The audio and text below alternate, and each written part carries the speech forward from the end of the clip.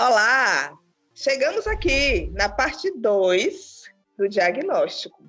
Vocês ouviram o meu relato de como foi o meu processo até descobrir, realmente receber, né, o laudo de Caleb. E agora, gente, vocês vão ouvir, né, como foi esse processo com a Anitta.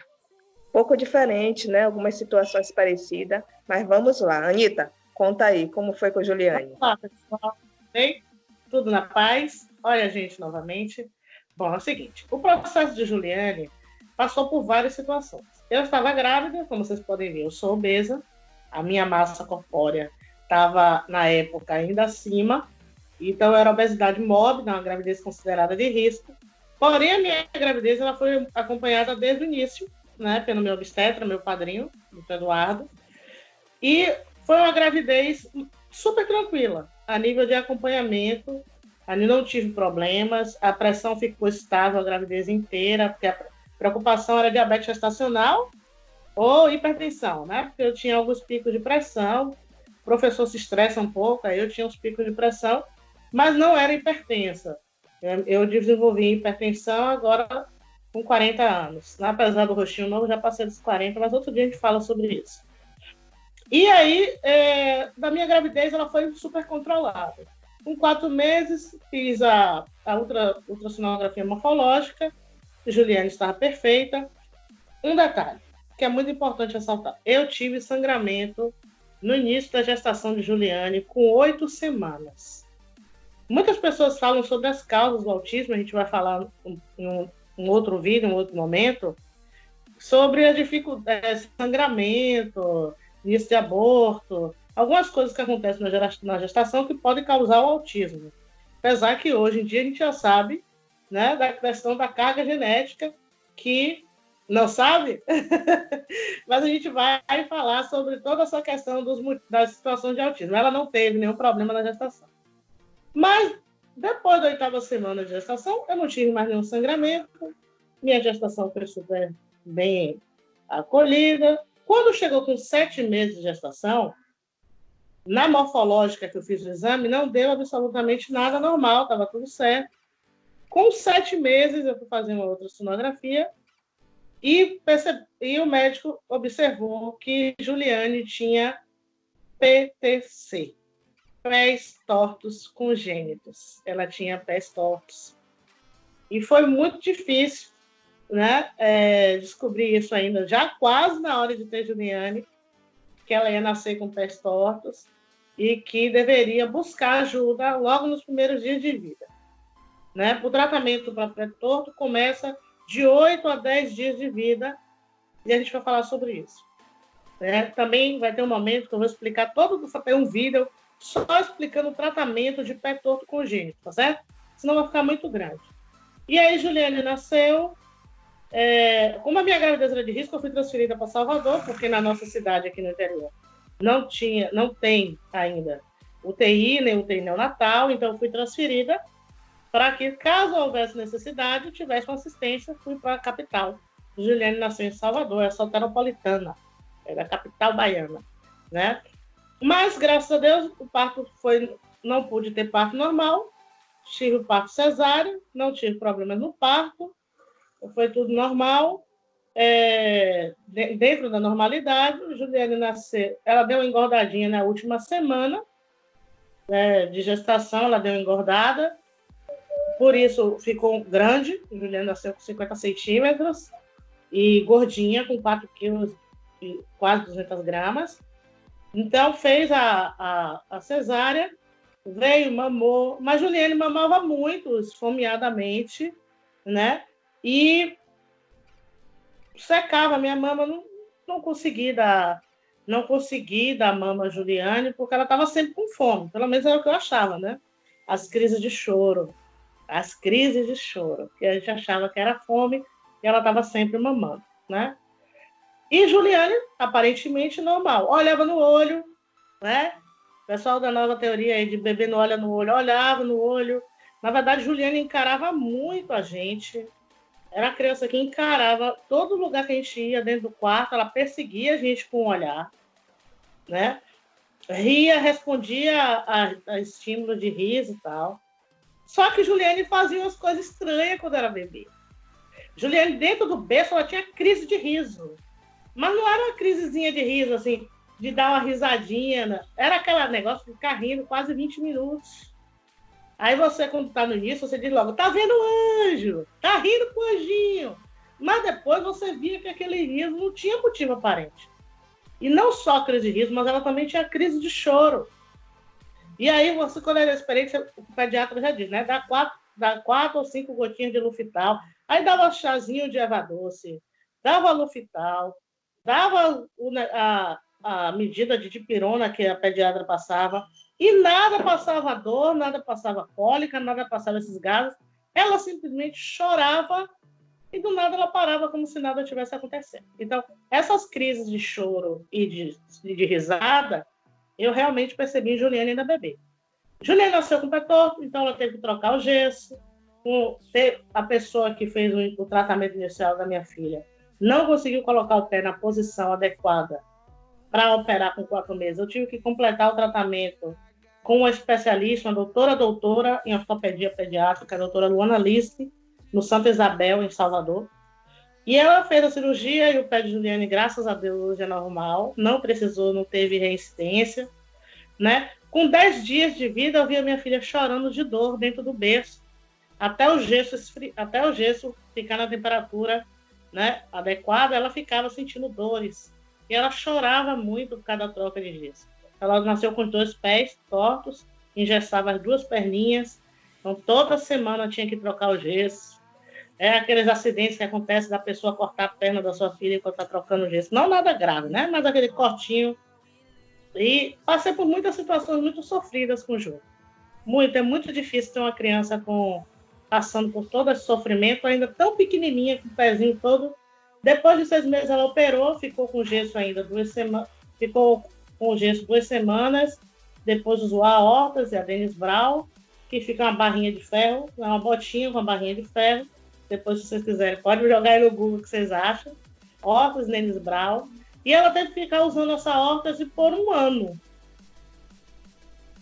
Mas detalhe, Juliane andava de bundinha, Juliane engatinhou de bundinha, Juliane engatinhou mesmo com a órtese, Juliane com 9 meses já estava sentadinha, tentando andar, com 1 ano já estava engatinhando, quando tirava a órtese, ela andava em cima da órtese, em cima de 2 parafusos ela conseguia andar.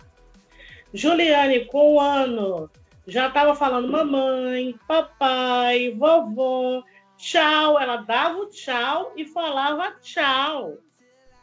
Tchau, vovó. A gente estava em São Paulo, a gente teve que ir para São Paulo na época. Ela dava tchau, ela ia para o colo, não tanto, mas Juliane tinha seletividade alimentar. E o que é isso, Anitta? Juliane era horrível para comer, qualquer coisa era uma luta. Teve uma época que Juliane só comia pastoso. Ficava doente, só comia macarrão quando comia. Tinha época que teve que alimentar a Juliane, batia no liquidificador para dar alimento na seringa. Tinha que ir para o hospital para botar no soro, porque ela não queria se alimentar. Então, teve vários momentos muito difíceis nessa primeira etapa da vida de Juliane, né? Nessa primeira fase de Juliane. Foi muito complicado. Aí, com 6 meses, né, ela passou por esse processo, já começou a falar, falava normal, a alimentação dela era muito... E Juliane teve vários problemas por causa da questão da alimentação. E essas restrições alimentares de Juliane, eu fiz exame para ver se ela tinha alergia à lactose, não deu alergia à lactose, mas eu suspeitei, porque minha avó dizia que eu tinha baixa tolerância à lactose. E aí, o que eu conversei com os pediatras? Olha, Juliane teve pediatra aqui em Valença, teve em Salvador, teve no São Paulo, teve no interior, em Araçatuba, estado. Eu levei Juliane vários médicos em vários lugares. Não é para dizer que foi... E ninguém nunca percebeu nada de estranho em Juliane. Eu percebia. Mas os médicos diziam que era coisa da minha cabeça. Juliane, por causa do pé torto, ela tinha um leve atraso no desenvolvimento. Mas que, com o tempo, ela ia se desenvolver, que era o trauma da cirurgia, que era trauma do pé, que ia passar. Que Juliane falava. Juliane ela muito assim, comunicativa do jeito dela, né? Muito carinhosa. A menina é diferente do menino, muito afetiva. Inicialmente, tinha coisa... O que me chamou a atenção e o povo me chamava de doida? Juliane arrumava os brinquedinhos, tudo enfileirado, um do lado do outro. Aí eu joguei no Google, né? Arruma brinquedo em fila. Aí aparecia lá, transtorno do espectro autista. Ai, meu Deus, que não seja isso, Jesus. Nem sei o que é, boa coisa não é. Passou. Juliane, ela tinha hábitos estranhos. Ela, quando ela era menor, ela ficava nesse movimento pendular. Ficava assistindo televisão nesse movimento pendular. Depois ela ficava lateral, pendular lateral, até que ela parou com isso. Parou, eu botei no Google, né? Movimento pendular também bateu autismo. Mas depois ela parou, a gente vai deixando para lá. Seletividade alimentar. A criança não gosta de comer só pastoso ou só líquido. Aí deu lá no Google também, adivinha o quê? Aí toda vez que dava alguma coisa estranha, eu chegava no pediatra e perguntava. Que nada, menino. Sabe? Com o tempo vai passando, isso tudo vai passando. Cada criança tem o seu tempo. Não pense, não se preocupe com isso. É uma frase que misericórdia. E aí, Juliane foi fazendo várias coisas, né? Mas ela brincava do jeitinho dela, de forma desordenada. Como é? Se fosse para brincar com um carrinho assim, ela não brincava com um carrinho assim. Ela virava o carrinho e ficava brincando com a roda do carrinho. Brincava com a tampa da panela. Brincava com qualquer coisa de forma, mas o brincar de Juliane era pobre. Ela não tinha imaginação para brincar com a boneca, né? As crianças da igreja que iam brincar com a Juliane, brincavam com Juliane, não era a Juliane que brincava com elas. Juliane não tomava iniciativa de brincar com o outro. Sempre ela era envolvida, mas ela brincava. Aí você assim, mas ela brincava? Brincava, tem foto dela brincando na piscina com os outros. Mas não foi ela que foi para a piscina para brincar com os outros, foi os outros que botaram ela na piscina para brincar. E ela se divertia, porque a menina, ela é mais social, ela aceita mais. Inicialmente, a Juliane era avessa ao toque. Você chegava perto dela, ela se afastava, ela era muito sensível, né? Com o passar do tempo, eu percebi que se eu pegasse nela suavemente, ela não gostava. Mas se eu pegasse de forma firme, ela vinha e ainda se abraçava, se enroscava em mim. Então, ela gosta do toque que passe uma segurança maior para ela. Então, tudo isso são características, né? Aí, Juliane não olhava no olho, Juliane, eu chamava Juliane 1000 vezes, era um cachorro latino. Juliane, minha filha, Juliane, me ignorava. Mas, quando ela queria, ela dizia, mamãe, papá, dá. Mas, com 1 ano e 3 meses, Juliane parou de falar. Foi a época que eu voltei para a Bahia. Eu estava em São Paulo, na terra do meu marido, e voltei para a Bahia. Juliane parou de falar. A única palavra que ela ainda falava era tchau.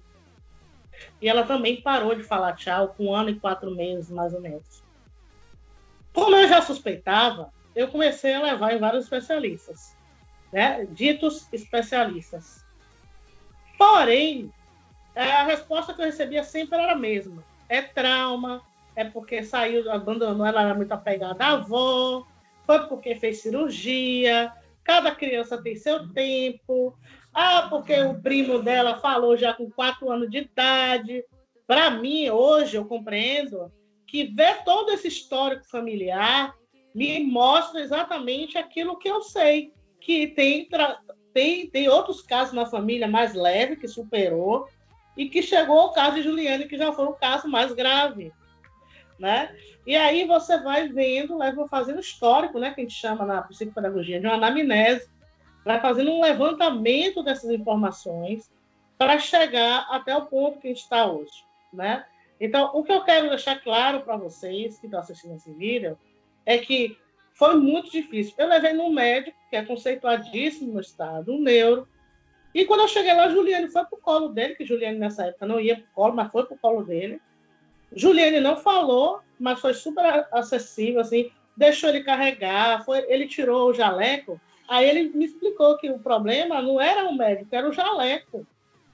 Que ela fazia aquele escândalo todo por causa do jaleco, que era trauma de jaleco. Olha, por mais que eu estivesse vendo tudo que eu via na minha filha, eu queria muito acreditar que o problema era o jaleco. Né? Então, assim, e tudo isso, gente, foi demorando. O tempo foi passando. O Juliane foi fazendo 2, 3 anos. Levei minha filha na AMA. Na AMA, os profissionais que avaliaram a minha filha chegaram à conclusão que ela não era autista, né? Talvez por uma falta de... Por ser um autismo leve, aparentemente leve, né? Ou por acharem que era outra coisa, que não quiseram me dizer, um retardo mental, alguma outra coisa que pensaram, não sei. Porque para mim, disseram não autista e me dispensou da AMA na época, né? Graças a Deus a gente já fez as pazes. A AMA hoje tem ainda profissionais melhores. O pessoal que estava lá hoje estuda bastante, né? Inclusive são colegas nossos em vários cursos que nós fazemos, porque o autismo não nos paralisou. E depois de um tempo a AMA me chamou para ver a doutora Camille, que estava vindo atender em Valença. Eu já tinha passado por neuro, viu, gente? O pediatra, o psicólogo, todos disseram que a louca era eu. Minha filha não tinha problema algum. Quando a doutora Camille bateu o olho em Juliane, fez os testes, fez as avaliações, disse, não, sua filha, eu não tenho dúvida. Já saí dela com o laudo, com CID, é autismo. E não é um autismo leve, é um autismo moderado. Tem comprometimento na fala, sua filha não fala, ela perdeu. Aí ela foi me explicar o porquê dela ter perdido. Aí eu disse, não, todo mundo me diz que minha filha não tem autismo, você para cá me dizer que a minha filha é autista? O que é a gente, né? O que é ser mãe? A gente sabe, mas a gente não quer acreditar, não quer aceitar. Para mim foi muito difícil, só Deus sabe como eu queria e quero Juliane para mim. É o meu sonho, a minha realização. Mas a gente cria as expectativas do nosso filho. Nós fazemos sonhos para eles, né? A nossa expectativa está depositada ali. E quando vem algo que... Então, o problema não era o autismo, não era o autismo. O problema era o eu. Era eu estar perdendo aquela filha ideal, né?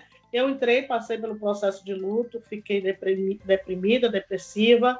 Eu sou depressiva. Eu não estou, mas eu sou. É uma doença que a gente tem que tratar, né? A minha fé me ajudou muito a ser e não estar, né? E a minha filha também. A gente busca força onde pode, mas é uma doença neurológica que provavelmente deve ter contribuído para o autismo de Juliane, geneticamente falando, que é uma doença. Não é frescura, depressão não é frescura, é uma doença neurológica, né? Que possivelmente deve ter contribuído também.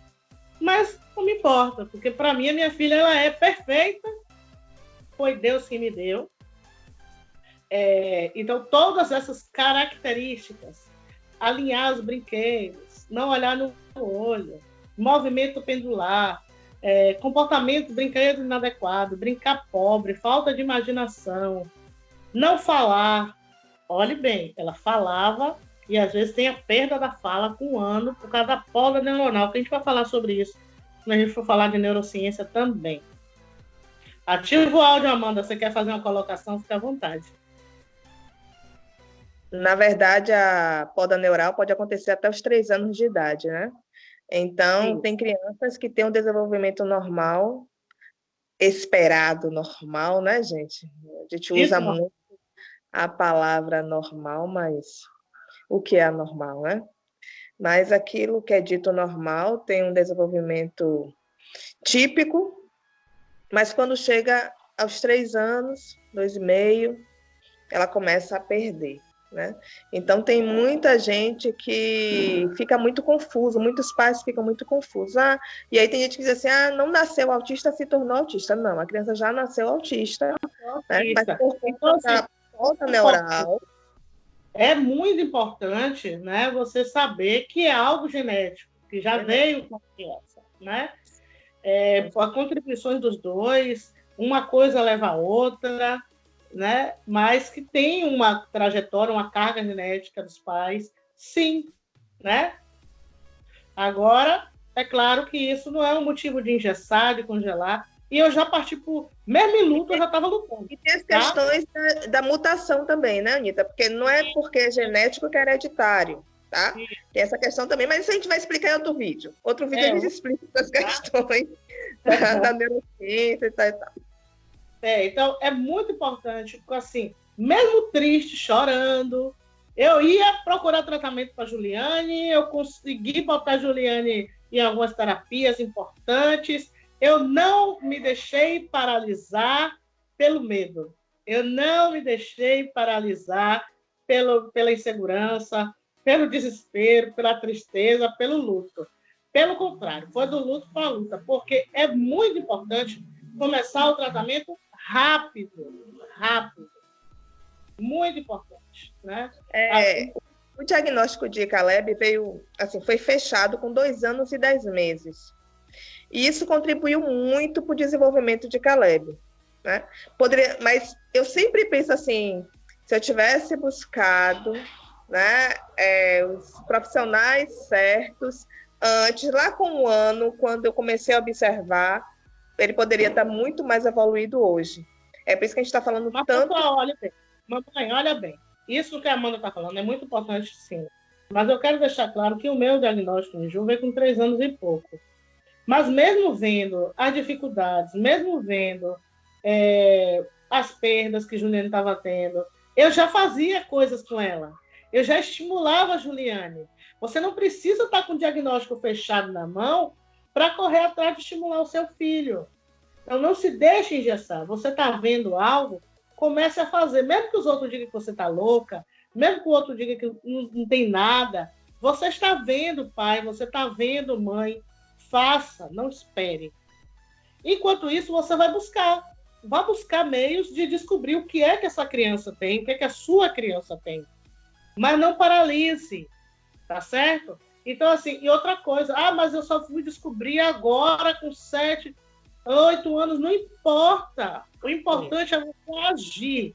Haja. Hoje a gente tem casos de crianças com autismo, mas minha filha não fala ainda, então a dificuldade enorme com desfraude, porque eu tive alguns problemas com relação a isso. A gente vai falar sobre isso, sobre desfraude em outro vídeo também, tá certo? Mas a minha filha não fala, mas eu não me preocupo com isso, não. Ela vai falar no tempo dela e no tempo de Deus. Mas e se ela não falar, eu vou continuar trabalhando para que um dia ela venha falar. Eu vou fazer as estimulações orais que a fono passou, né? Porque a gente não está podendo levar para terapia, mas eu vou fazer brincadeiras, eu vou dar vídeos de áudio para ela ouvir, eu vou fazer a minha parte. Então, a gente não pode esperar, mesmo sem ter os recursos, porque esse vídeo que está sendo gravado aqui não é só para quem tem condição de pagar o profissional. É para aquele pai, aquela mãe que está em casa que não sabe o que fazer. Tá certo? Principalmente por esses. Principalmente para eles. Então a gente tem que estimular. É ouvir música de vogal, de letra, é cantar para o seu filho, é de forma fácil, devagar, né? Respeitando o tempo dele. E ele vai falar. Não desista. Não desista. Eu sempre digo para mim mesma, eu não tenho o direito de desistir, não por mim, mas por ela. Tá certo? Então, assim, é difícil? Mas não é impossível, tá certo? Eu já vi crianças autistas falarem com 11 anos. Então, minha filha... Oi? Eu fiz um curso do Instituto Priority, em Salvador. O Instituto se eu não me engano, é de São Paulo, Rio de Janeiro, eu não lembro bem. Mas eles fizeram um curso em Salvador. Eu fui a única daqui de Valência que fui para Salvador fazer esse curso do Instituto Priority. E eles mostraram casos de crianças com autistas, né? Que começaram a falar com 12 anos de idade. E a primeira palavra, gente, desse menino, me marcou muito quando eu vi, que a Caleb ainda não falava quando eu fui fazer esse curso, foi helicóptero. Nossa, difícil aí, né? O hiperfoco dele era o helicóptero. Então, assim, é muito bom estimular seu filho com aquilo que ele hiperfoca, com aquilo que ele mais gosta, com aquilo que mais lhe agrada. Muito Então, legal. pessoal, esse foi o nosso vídeo, né? Segunda parte do diagnóstico de Caleb e de Juliane, tá certo? No próximo vídeo, vai ser um vídeo psicopedagógico sobre o diagnóstico de autismo. A gente vai falar quais são as características, as principais características, né? Não assim num bate-papo, mas de forma técnica, né? Que você vai ver no seu filho.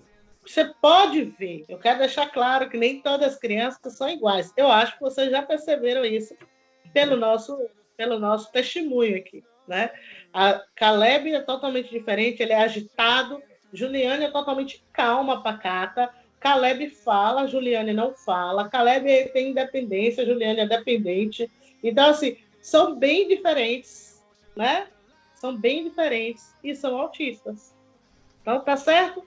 Então, eu espero que vocês tenham gostado. Em breve teremos o próximo vídeo, tá certo? Deixa o joinha, compartilhe, né? Divulgue nas redes sociais. A gente está ativando, tem o Insta, tem o Facebook. Então, vamos lá, pessoal. Nos ajuda a divulgar essa proposta. Tá só no começo. Contamos com vocês. É verdade, gente. Contamos com vocês. Se inscrevam, tá? E até mais. Obrigada.